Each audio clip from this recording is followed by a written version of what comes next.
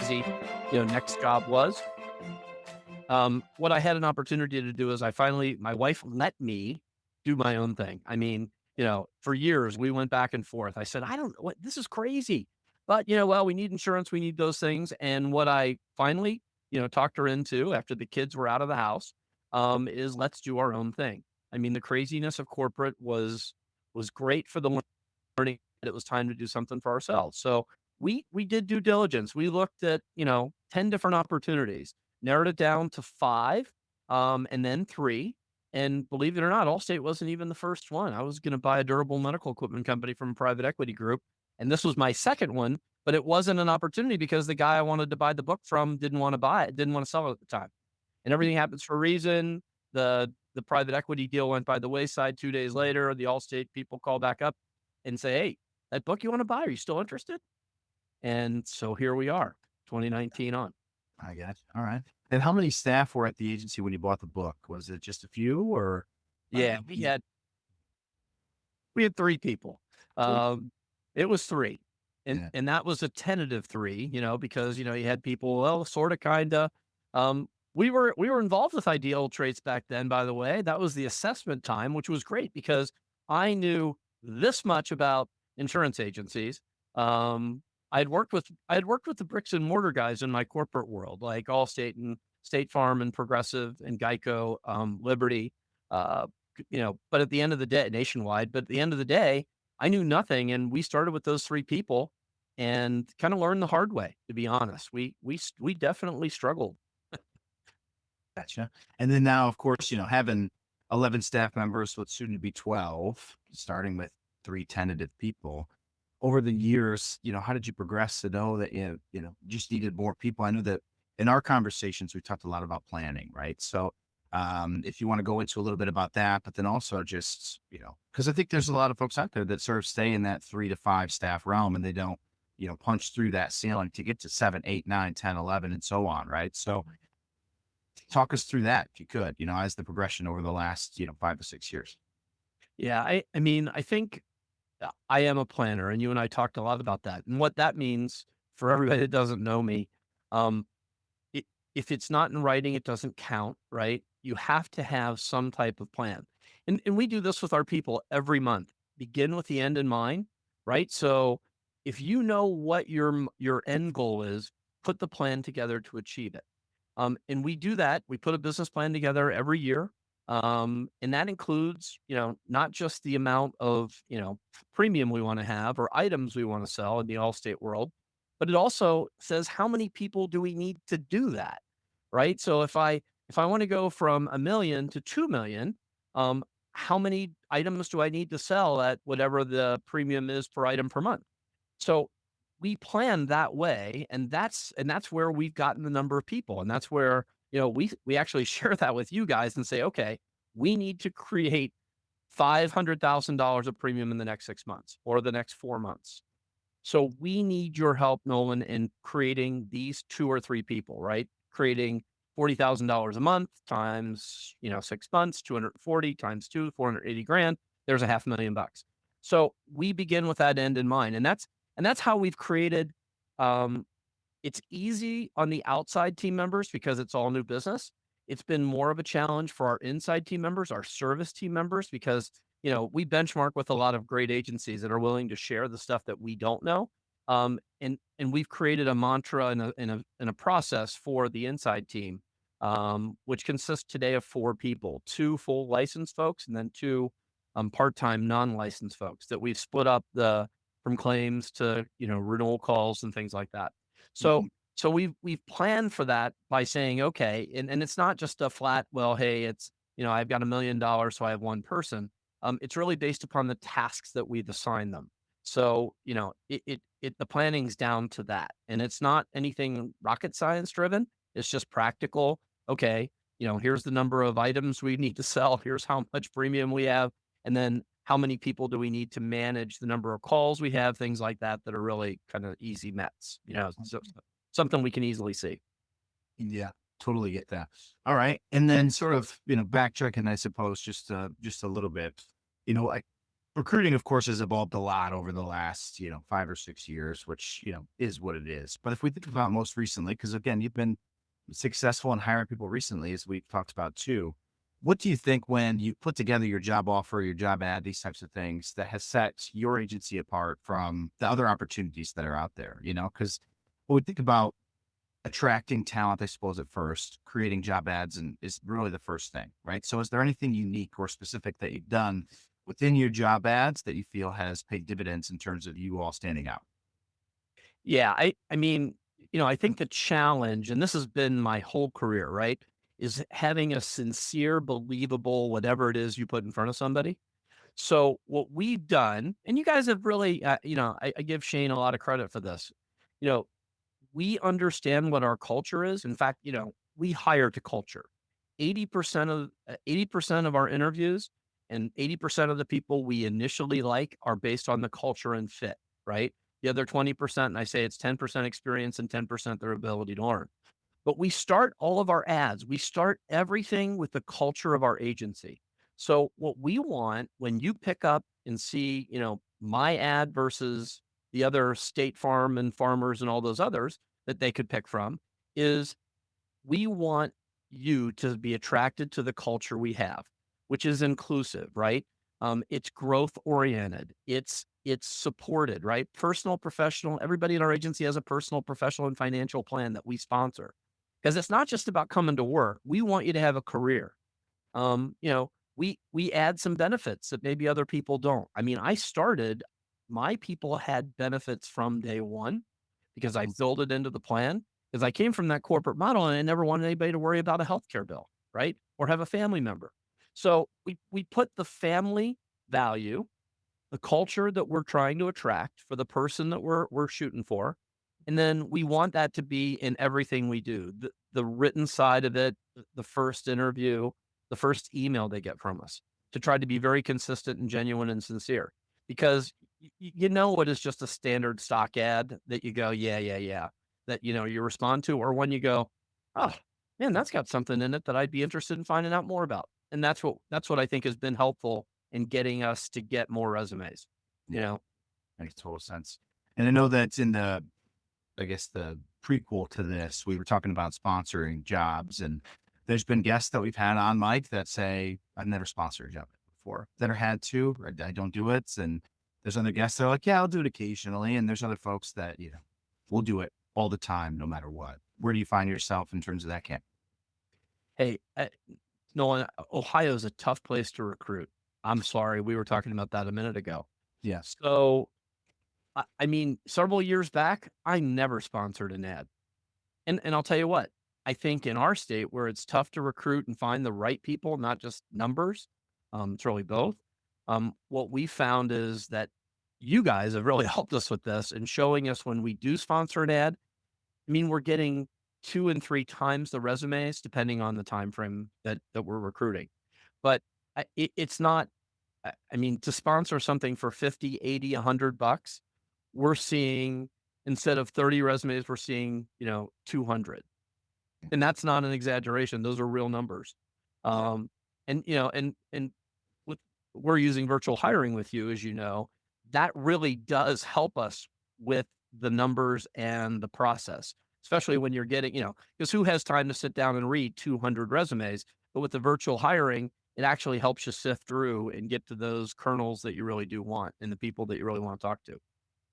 Yeah. And you'd say, I think you mentioned it in there, but you'd say you're probably sponsoring somewhere between 50 to $100 a month. Yeah, it's never been more than $100 Yeah. ever. Yeah. And you don't feel as if there's ever been really, I mean, I'm sure in some instances there's maybe could be a shortage of a little bit of quality, but never a shortage of applicants coming in regularly, right? With the sponsorship, it keeps it Yeah, pretty, you know? right, and I'm glad you said that because that's the core, that's the difference, right? It's not about the quantity, it's we're getting that quality, right? So we're seeing more people respond because we're at the top. So we're getting the first searchers, we call them, right? The first people that really you do want to have a chance to talk to. So we're getting a higher level of quality by that sponsor, not just more resumes. The more resumes, I mean, I dwell on that because that's my time, right? That I would have to sift through if they were coming to my email box. and have to look at 200 of them or 50 or 75. Just, that takes time that I don't have, but the virtual hiring system, really kind of boils it down for us and gets the right people. And that's funny too, because I just kind of had an epiphany of a perspective to where it's like, if I'm thinking from the perspective of a top candidate, and I'm going to apply to jobs and I'm going to the job boards, I'm probably applying to the first couple jobs that I like and I see, right? So the first ones that I see first and foremost, because I can't like it if I can't see it, right? But then once I see it, is it something that I want to apply to by checking it out, compensation wise, benefits, whatever I'm looking for, right? Does it align essentially? There's probably a small chance that I'm going 3 or 4 pages deep to find that, right? Because I'm pretty confident that I'll throw, 3 or 4 or 5 applications out there, and I'm probably going to land one of those jobs because I know I'm a top candidate, right? So then it's helping you sort of stay on those front lines to be able to get that exposure. But then, as you mentioned before, including those things about culture, those unique benefits, that competitive compensation, right, is going to get those people that see it to apply. You know what I mean? Does that That make sense? that only not only makes sense, but that is 1,000% true. Yeah. Um, the only thing I'd add to it is, the process that we use currently, it does I will scan all of, they all come to my email box anyway, so let's face it, I get the notification.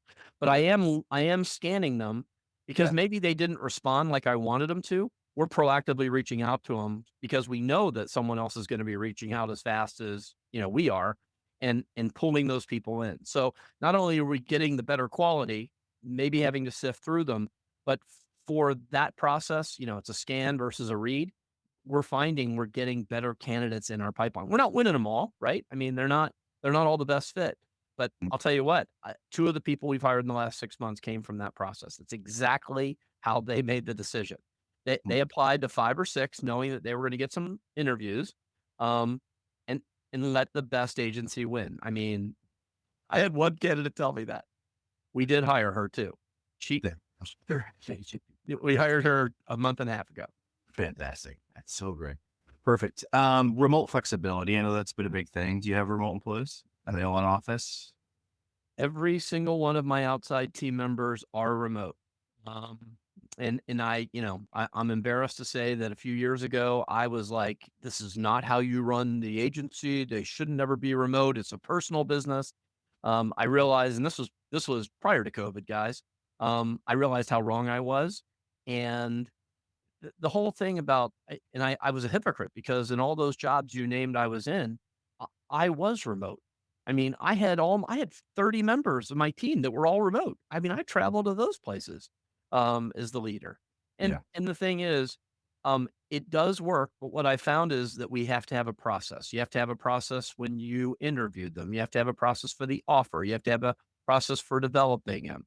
And we've developed all that. We're big on processes here, so that's helped us not only get them on board, right? Their onboarding, which could take 3 or 4 weeks, but also even the day in, day out. I mean, every one of my team members is, I'm getting into the weeds, but we have a morning meeting. Everybody is on Ring Central. Everybody, we use Slack. Hopefully, there's no Allstate people listening, but we use Slack to communicate every minute of every day. It's a non-authorized app. I gotcha. No problem. Yeah. All right. Cool. Well, great. Right. Like you've got those devices set up to be able to support their own employees. Right. So for anybody that's on here that's like, all right, maybe I should take that leap at least to consider it. Those are some key simple foundations, right? Having that video conferencing software. A lot of times your phone system probably already provides that to you. Or very least probably your email. If you're using Microsoft Teams or if you're using Microsoft, you have Teams, right? So then you have that and then it's usually chat features through that too as well. But I But mean, well, yeah, Ring Central is what Allstate's trying to get most people on, right? I mean, so that's the replacement for Avaya. So we yeah. have Ring Central, and it has the video, right? Because they Oh, got rid of Zoom, and they're supposedly going to Teams, but we use the Ring Central video. It's the same thing as Zoom. I mean, it we see everybody. Actually, the quality is actually a little better than Zoom, but we have that same culture as if people were here in the office. Slacking each other, trash talking, and it facilitates our communication every day, whether it be a coaching moment, a one-on-one, even through our development process when we hire somebody. I mean, We just have a separate, they can listen in on the calls and take over the calls with someone. It's very, very effective. But you're right to the point where I admit I was the one that said, no, it's crazy that it won't work. Um, it does, but you have to do it one person at a time and you got to develop the process. You can't just hire them and then hope that they're going to do the right thing every day. You've got to kind of put that path in front of them and set the expectation is what we found. And I we totally, made a lot of mistakes. Trust me, lots yeah, of them. yeah. And do you have like certain expectations like that you, I mean, I'm sure you do, right? So it's kind of a weird question, but the expectations that you have for, your remote employees and your in-office employees, have you found a recipe that's like, hey, this is what works for us and this is what we need you to do? Like from a call, let's say call per day or call time or quote volume perspective. Like I think that provides a lot of clarity for people too, because especially in the remote world, a lot of the times employees kind of just take advantage of the situation that's in front of them, right? But if we have clear expectations and we monitor those numbers to make sure that they're being met, and we can hold them accountable, which will then enable them to get to where they want to be and where we want to see them, right? So do you have like a set forth from a numbers perspective, what you're expecting from your team on a daily basis? Absolutely. We're a big Craig Wiggins and RPOA house. We've combined their learning and development together, and we use that pyramid. So it's how much call time you have, right? It's talk time. It's number of quotes and items per day.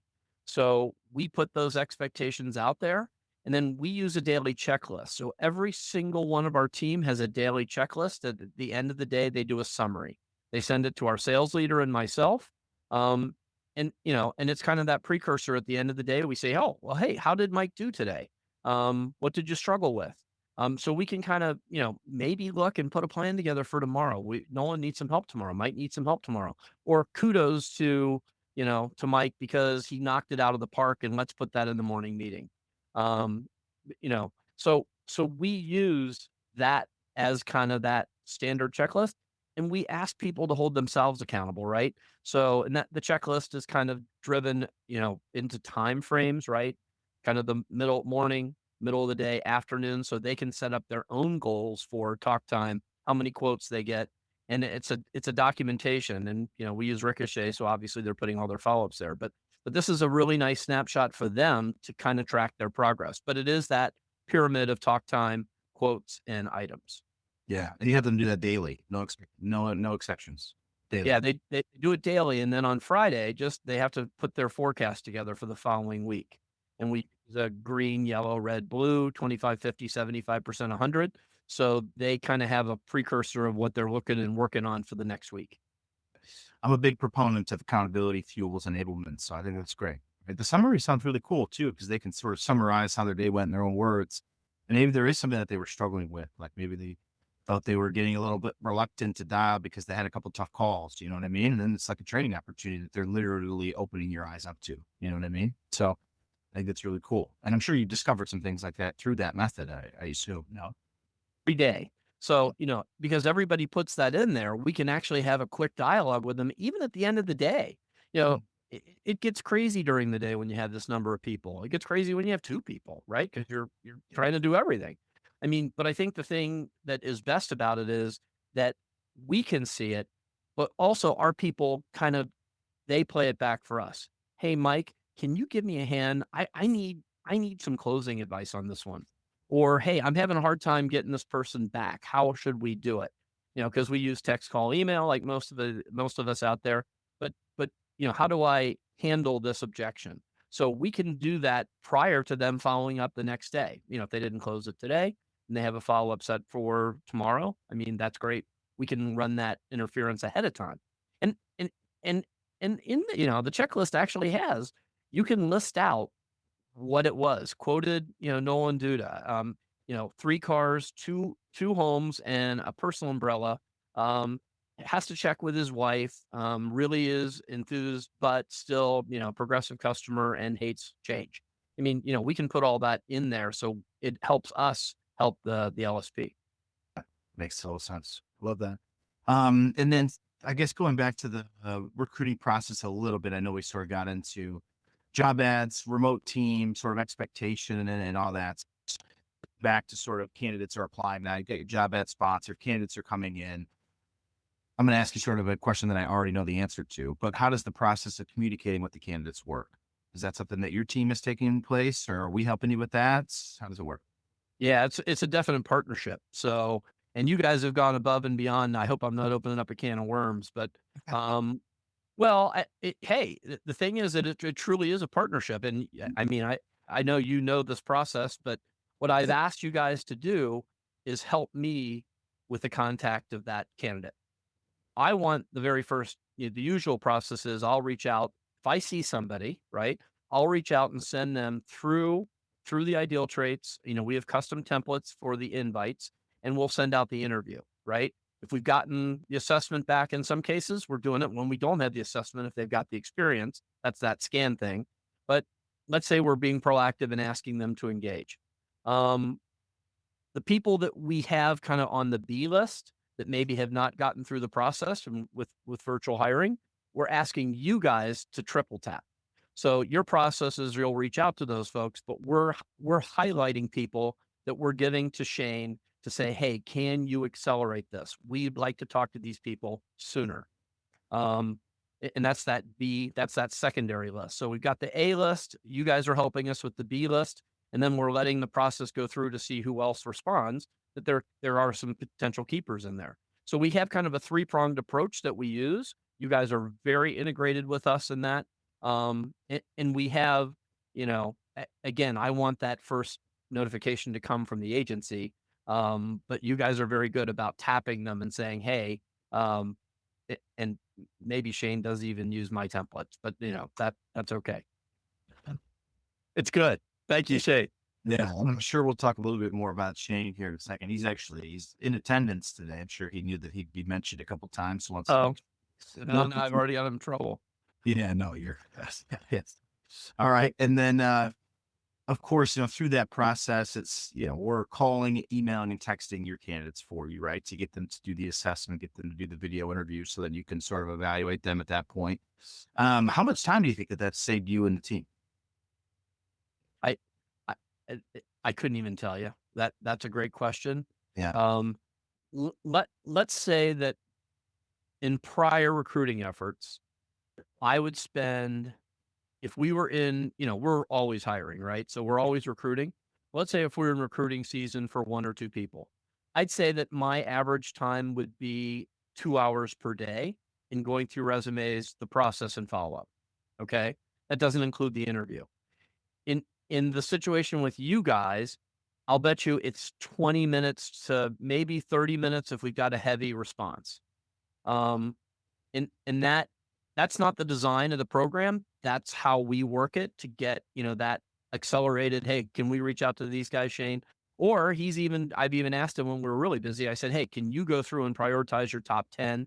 He's done such a good job with matching our culture with the candidate that we trust that. And, he'll say, hey, Mike, reach out to these people first. And I'll simply just drop the templates. It's easy, but I think you guys have saved us hours per day, 10 to 20 hours a month. Just because we're never probably recruiting for one person, we're usually recruiting for two. With between turnover and growth, which has been very fortunate, we're very blessed. But I think the thing is we needed that kind of rhythm. And you guys are saving us it's hours and hours a week and month. Yeah. And if you guys didn't hear that, Mike said that it used to be 2 hours a day. Now it's 20 to 30 minutes a day. Right. So It there's is. still an investment of time on a daily basis, but it's been significantly cut down because there's been other people in the background being able to handle the things that were happening before, or maybe some things that have been added for the betterment of the process. Right. But nonetheless, things are happening in the background without Mike having to manually execute them. Instead, someone else is doing it, and they just happen to work in ideal traits. So again, if you feel as if you're spending time on recruiting, or you feel as if you lose track of it because you don't have time today to spend 2 hours into your recruiting, but you do have time for 20 to 30 minutes, that's where this program is going to be perfect for you. So let's talk a little bit about your relationship with Shane. You guys have been working together for what, 3, 4, 5 months now? Has it been long? More than that, gosh, I think it's going back, going 6 or 7, right? Was it November, December of last year? Yeah. Yeah. Yeah. I think we start in December. Sorry, Shane. All right. So now I'm in trouble. But all right. Yeah. 6 to 7 months. So you mentioned like, the trust that you guys have together. That obviously doesn't happen overnight. So do you guys meet weekly? Do you meet every other week? Do you meet every month? Talk about the regularity of that. And if you want to shed some light on some of the things you guys talk about, because I'm sure it's not just, hey, do this or do that. Like I'm sure you mentioned it's partnerships. So I'm sure there's some collaboration there too as well. So if you want to shed some light, I think that would be good for people to see the relationship that they can have with one of the consultants that works at Ideal Trades, either Faith or Shane, and how that can obviously help their process too. The secret is the process. So, we have a standing meeting at noon. It's 30 minutes, right? And I don't include that 30 minutes in the process for the day. That 30 minutes is kind of an assessment process of where are we. So we kind of follow. Okay, what do we have? Right? What have we gotten in from the prior week? Where are we with what candidates? And he has been very effective. I've been doing this a long time. I've hired hundreds of salespeople and hundreds of admin folks in my career. Um, but and I think I'm down. I think I've hired 77 people since I started this gig. We're at 12. So there you go. But I think the thing is, what Shane is really good at is why would we want to look at this candidate? And maybe we don't want to look at somebody. So I have, kind of sifted through and said, hey, what do you think of this? What do you think of that person? And he is very, very, I'd say objective. And not that I'm not, but it's also nice to have a second set of eyes. And I think, you guys, Faith is in that same boat. You guys are very objective. This is your business. And you're very objective about saying, here's why or why not, and saving us time and eliminating a candidate. Or, hey, you know what? You might want to look at this person. And in some cases, we don't even have a video interview yet, but we're targeting them for an accelerated interview, right? Maybe they just haven't gotten to that point. They don't like, they don't like recording themselves. We got people that do that. So we're looking at people, and he's very effective in skimming like I do and finding those people. And, I gotta say, he is a rock star. He's there every week. I mean, I've had more conflicts and things. He it doesn't phase him. We might catch up on another day or whenever we can via email. And it's reached a point where I can even email him and say, "Hey, can you do this?" And we don't even need to meet. So, but he is that Friday accountability meeting, good word, is great for us, and I and very helpful, I think, for you guys to make sure we're on the right track. No, I agree. That's fantastic. And I think it, again, shed some light in sort of how that conversation can work, because I think you summarized it sort of perfectly, if I could, where it's just having another set of objective eyes. Yeah, I mean, it's here's the candidate, here's what their ranking is, here's where they are, and then why and why not, and then where are they in the process, right? Because in a couple of cases, I mean, I've decided to extend some offers because he's like, "Hey, Mike, this is a really good person. I mean, I think that based on the trends we're seeing, let's consider it if you got it in the budget." He'll say things like that, and I trust that. I'm like, "Yeah, that's a great idea. Let's do it." Yeah. So, and again, we kind of follow. I mean, I won't bore you with the details, but it's a set agenda, right? So here, okay, so what have we got from last week? And I drive a lot of that, right? I'll say, okay, here's where I am. What are you seeing? And he's done the same thing. He's looked at all the candidates, and we've gotten better at this as he knows what to expect. He knows our culture. He knows the last person and why we hired him. So he's saying, "Hey, I think this person's a good fit based upon our last conversation." So it's definitely that partnership, Nolan. I mean that really has. I think we make better decisions being honest. And it's efficient, and it's cost effective. So it's both of those things, which is what we try to drive for, right? Yeah, it's fantastic. And that then, obviously that conversation with Shane happens, you make a decision on moving forward or of course moving away from a candidate at a specific time. As folks that have attended success spotlights before, we've heard some unique things at this point.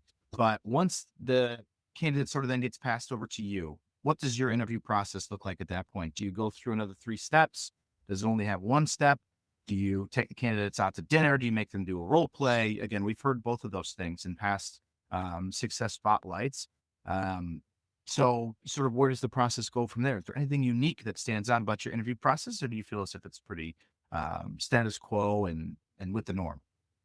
Yeah, I think there's a need for speed. And we're not a one interview and hire, right? So our process is the interview, we have the assessment, we have all their answers, um, and we do a first qualifying interview. It's the meet and greet, right? It's an hour. It's are they a good fit for us, right? Are we a good fit for them?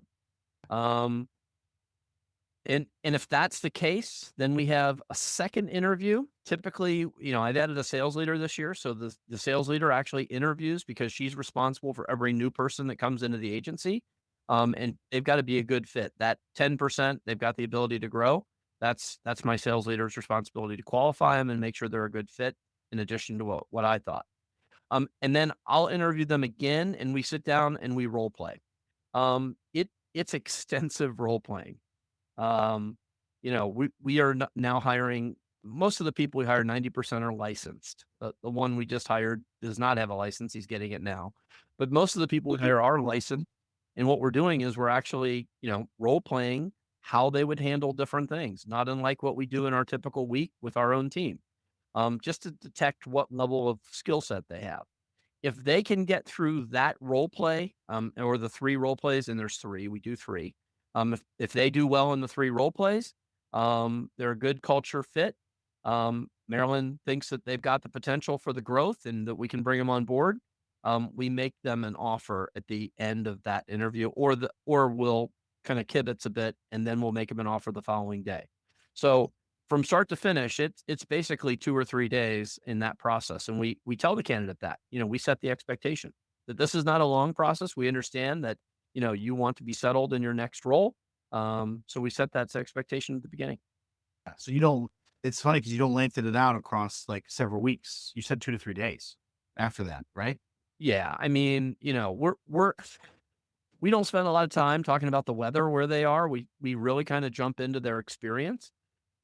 We've got their resume, we've got their answers through the assessment process. We read all those things, and in some cases, I'd say probably 60%. Shane would probably know better, but let's say 60 or 65%.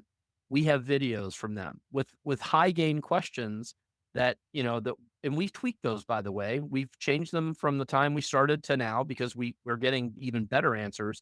Um, but we have a lot of data on the person. And yeah, hey, we stalk them. I mean, we're checking their Facebook, we're going to their LinkedIn. So before we even set up the first interview, we have a lot of data on the person. Then we kind of validate it to make sure it's right. And through the first interview, if they're the real deal. We have a double check with our sales leader, who's a 15-year vet and a rock star. And then we sit down with them and role play, just test their skills. We think that's a pretty good assessment. I mean, we really do. I don't know that dragging it out for 2 or 3 weeks, that just means someone else is going to hire them. Sure. Yeah. Terrible. To lengthen it out that long, obviously, right? Like if they're good talent, you got to pounce on it because you're absolutely right. Somebody else is going to swoop them up. Crazy. All right, we did get 2 audience questions here, so we'll go through the first one. Mike, how did you learn to create and manage those processes? I'd love to say, gosh, it was divine intervention. Um, we learn by making mistakes. I come from that corporate world, so process was driven into me. That every one of those companies that I worked for had a process, and everyone, in the entrepreneurial days, I always instituted processes. So I knew the process was important. The question was always, Nolan, do you have the right one? Right. So I knew that you had to have a process, but I wasn't sure what was right. And like I said, we made some mistakes along the way. Um, and and we lost people because we didn't make it happen fast enough. Um, we made mistakes in hiring that we didn't ask the right questions. Thus why we changed the video questions as we went.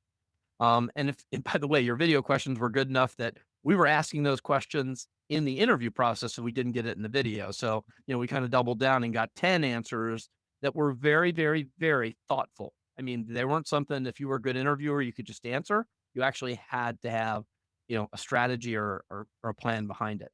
So we learn by doing.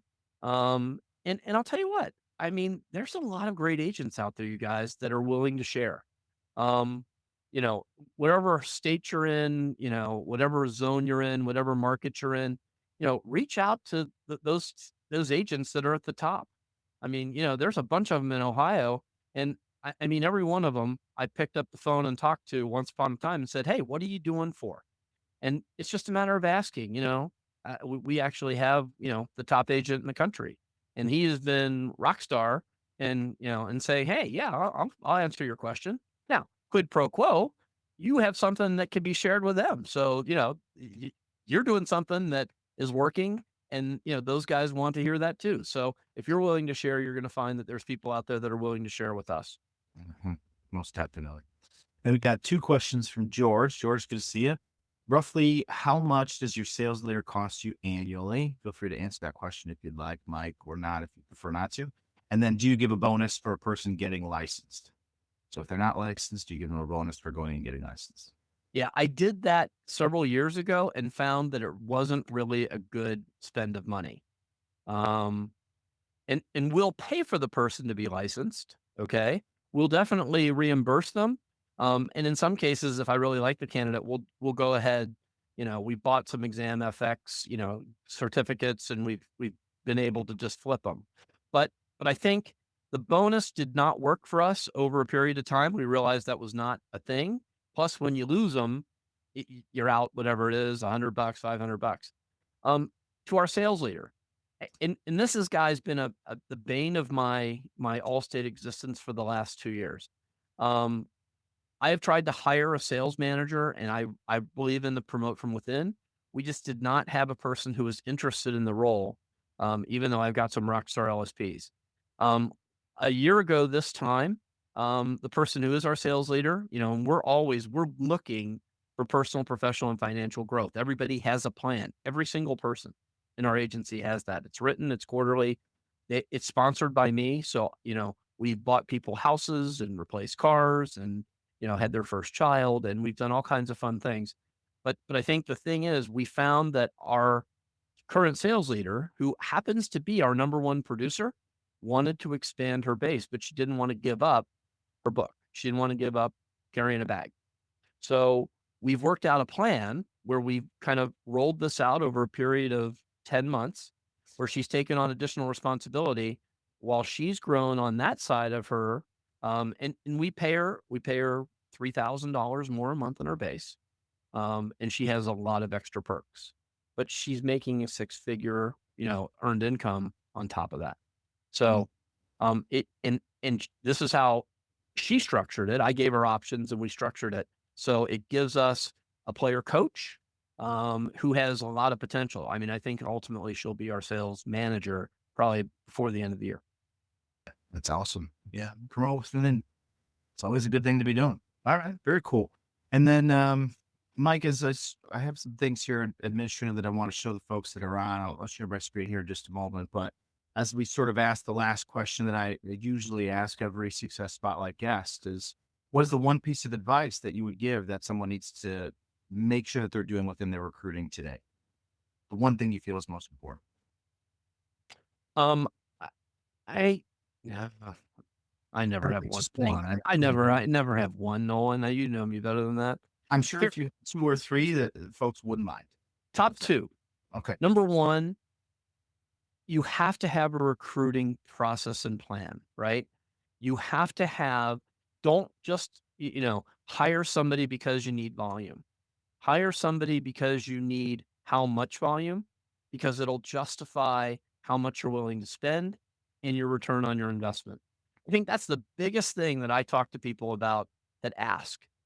So if you're going to hire somebody and pay them $50,000, well, how much do we need to have on our side, right? To do that comfortably. What does it mean to you in terms of comp or VC or however you measure the person? But you got to have that plan, okay? And the second thing is, you touched on this, Nolan.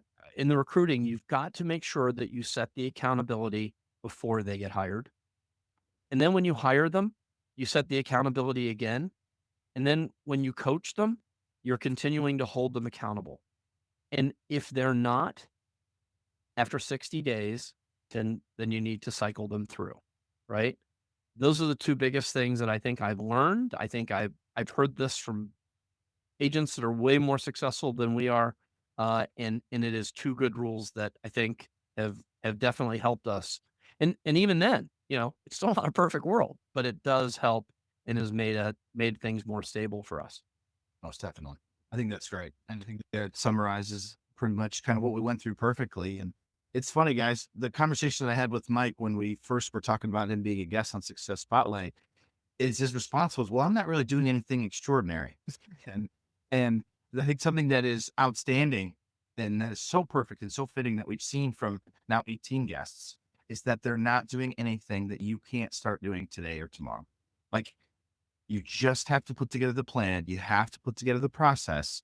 You have to stick to it and you have to hold people accountable, right? Because again, really what Mike's talking about with that second most important part is when we find ourselves in a tough and difficult spot to where we have someone who we know is probably not going to work out, but we keep them around because we have nobody else behind them to come up and fill that seat.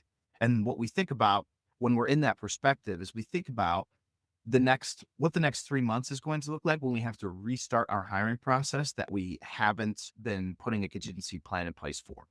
So that's why Mike talked about how he's always recruiting, right? And he's always holding people accountable. And he's within that 60 days, if they're not working, you have to cycle them through because they're just not a good fit.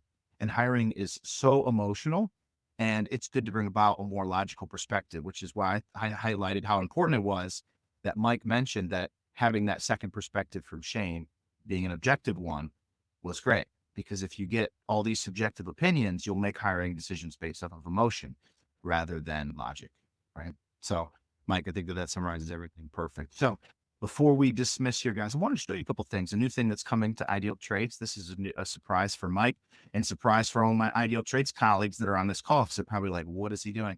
But I'm going to do it nonetheless. So an exciting feature that's coming to IdealTraits really soon because we talk about, recruiting, but then in addition to that too, as well, probably something that is incredibly difficult in addition to that is making sure that you retain good qualified people. So Mike, you can see my screen, right? You can Mhm. see it. My IdealTraits account. Perfect. So you can see that my IdealTraits account for the most part looks pretty much the same as everyone else's does. The difference is at the top here, I have a section that says employees. So if I click on employees, it's going to give me an option to go to my Pulse dashboard or my employee list. The new tool that I'm referencing is our Employee Pulse program. What this is a dashboard for you to be able to input your current employees and to be able to track how they're feeling on several different categories at their job each and every day. So we'll take a look at mine personally. And as you can see here, Oladuda Operations Department, my level of concern is low, which is great. And it's been 6 days since I filled out the Pulse. But when I open this up, you can see that I have given specific scores on the different categories that are within the Pulse: communication, support, workload, appreciation, and work schedule. I'm also able to see specific trends for respective employees about how they're feeling on different types of categories, as you can see as I scroll, right?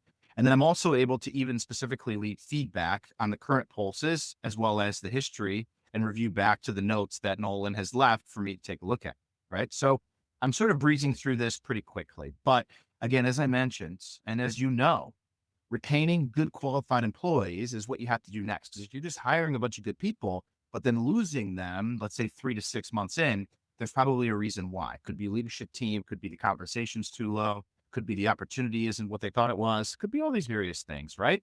But having this employee pulse program is what can set you apart to understanding where your employees are at, whether they were hired through IdealTraits or not, because you can simply input them into your IdealTraits account. You can send them the personality assessment, which you should already do if you haven't done that already. But then also you can enroll them in Pulse to where they're able to give you a score on a weekly basis of how they're feeling on these different categories. You and your management and your leadership team can track that and you can play conflict solution rather than just waiting for the conflicts to come to the forefront and then people leave or people quit or whatever the situation may be. Okay. But really what we're looking to do here is get in front of resentment and give you an outlet for your employees to be able to tell you how they're feeling at their jobs on a daily basis. Okay. Now, we'll be launching this within the next couple of weeks, so stay tuned. And then our support team will be reaching out to you to sort of give you the highlights on how this will work. I recommend that you take advantage of it because, again, it can be a difference maker for helping you retain good qualified people. And then the next thing is that our next assessment workshop is going to be on Monday, August 4th. When the assessment workshop was set up, it was supposed to be the first Tuesday of every month at 2 o'clock because it's catchy and it seems to work well. But unfortunately, that Tuesday, I'm going to be traveling to an insurance event in Clearwater Beach, Florida. So we're going to move it to Monday, August 4th at 2 o'clock. And as you can see, we're going to be talking about developing talent using personality data. So taking the data, interpreting it, developing the talent. Again, another conversation that's geared towards developing and retaining good qualified people. All right. So again, I wanted to share those sort of updates for you all there. In the Q&A section, you will also see the next assessment workshop link that you can register to as well. Okay. And then I guess one more thing. Sorry, kind of bouncing around here, Mike. I apologize. Just give me one more second. But Mike did mention the virtual hiring assistant program here too as well. So if you go to just idealtraits.com, where generally you go to log in, you're going to have this product section here in the, I guess, the top middle of your screen. And then in the bottom right-hand corner of that pop-up is going to be hiring services. This page right here, where you see find your perfect hire without the hassle, thanks to our virtual assistant, is what Mike has been referencing with Shane and how we've been reaching out to the candidates for him. So go to this page, check it out. You'll be able to see everything that's included in the program. You'll be able to see the pricing, and you'll be able to see everything that, of course, comes with that. So circling back, Mike, I appreciate you for being here, my friend. I think you covered a lot of great things. And I think that there's a lot, again, to take away from this, because as I just mentioned before I went on that little monologue, there isn't anything extraordinary. It's just doing the process consistently well and frankly, just staying consistent. But anything else here before we part that you wanted to mention? Again, I appreciate your time so much. No, hey, I appreciate all the support from you guys, from Shane, Faith originally, and you guys just have made our process that more efficient and consistent. So I love when you say that because I believe that for everything that we do, Nolan, here at our agency, that's the magic, right? I mean, that's what makes you sleep better. So again, we appreciate you guys. Hopefully this is helpful. Like I said, when you asked me to do this was nothing that I said we're doing. I'm like, I don't know what you think we're doing different. But I guess that whole thing about process and consistency is pretty important. So Yeah, I'll definitely acknowledge that. And again, thanks to you guys. of Appreciate you. course. No, of course. And two, if you're on this and maybe you're not getting as many applicants as you want, or maybe you're feeling you're struggling with your Ideal Traits account. There was a time where Mike and I we had a conversation about sort of just he wasn't seeing the results that he wanted to see. And here we are, 7 to 8 months later, and making some hires, making some good progress, and doing the right things. In large part to Shane, of course. But again, if you feel as if you need some help, reaching out is going to be the first thing. I can help you. Our team can help you. Please make that step because we are here for a reason, to learn and to listen. There's probably some things that we can help you with. And that's what we're here for. That's why you use Ideal Traits, because we have a team that solely focuses on helping insurance agents like Mike, like yourself, and like the friends that you know. So again, Mike, thank you so much. I appreciate you. I'll talk to you soon. And everyone else, have a great rest of your Tuesday and a great week. And we'll see you on the assessment workshop, but the next month for the next Success Spotlight, of course. Thanks again, Mike. Nolan.